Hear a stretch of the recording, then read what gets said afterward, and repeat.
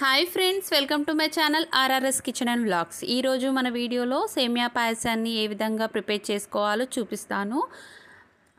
కొందరు సేమియా పాయసం చేస్తూ ఉంటే సేమియా పాయసం అనేది గట్టి పడుతుంది అలా అంటూ ఉంటారు కదండి. అలా గట్టి పడకుండా పలచగా అలాగే ఉండాలంటే నేను కొన్ని టిప్స్తో మరి చూపిస్తాను, చూసేయండి.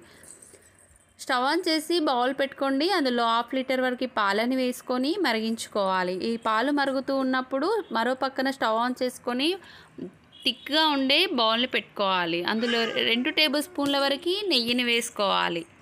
నెయ్యి మరిగిన తర్వాత అందులో డ్రై ఫ్రూట్స్ని వేసుకోవాలి. ఒక 7 to 8 వరకు కాజు, అలాగే బాదం, పిస్తా, ఎండు ఖర్జూరం ఉంటే ఎండు ఖర్జూరం ఇలాంటివి వేసుకొని దోరగా అయ్యేంత వరకు మంటను మీడియం ఫ్లేమ్లో పెట్టుకొని ఫ్రై చేసుకోవాలి.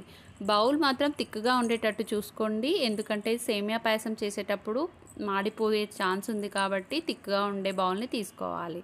ఇలా దోరగా అయిన తర్వాత ఒక ప్లేట్లోకి తీసేసుకోండి ఈ డ్రై ఫ్రూట్స్ని. అదే బౌల్లో 2 కప్పుల వరకు సేమియాని వేసుకోవాలి.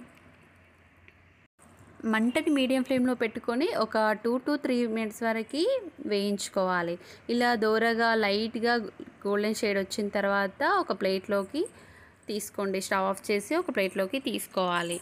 సేమియా పాయసం అయ్యేంత వరకు మంటని మాత్రం మీడియం ఫ్లేమ్లో పెట్టుకొని మాత్రమే సేమియా పాయసాన్ని ప్రిపేర్ చేసుకోవాలి. అది మాత్రం మర్చిపోకండి.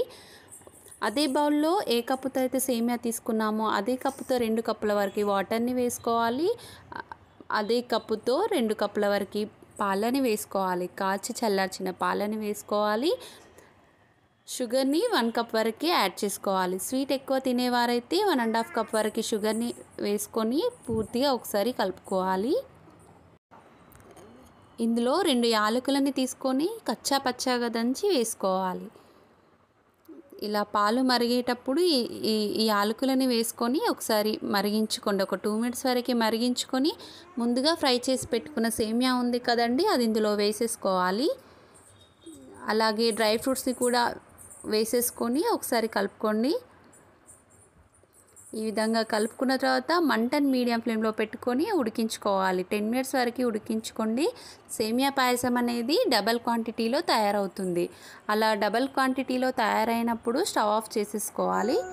స్టవ్ ఆఫ్ చేసిన తర్వాత సేమియా పాయసాన్ని పక్కకు తీసుకోండి. ఆ తర్వాత సర్వ్ చేసుకొని తినేయండి. సేమియా పాయసం చేయాలంటే 2 కప్పుల వరకు సేమియా తీసుకుంటే 2 కప్పుల వరకు వాటర్, 2 కప్పుల వరకు పాలు, 1.5 కప్పు వరకు షుగర్ని తీసుకోండి. పర్ఫెక్ట్ మెజర్మెంట్తో ఈ సేమియా పాయసాన్ని ప్రిపేర్ చేసుకోండి. ఇలా సేమియా పాయసం ప్రిపేర్ చేసుకున్న తర్వాత మీకు ఎలా కుదిరిందో నా కామెంట్లో తెలియజేయండి. మరిన్ని స్వీట్ రెసిపీస్ కోసం మా ఛానల్ డిస్క్రిప్షన్లో లింక్ ఉంటుంది. లింక్ని ప్రెస్ చేసి చూసేయండి.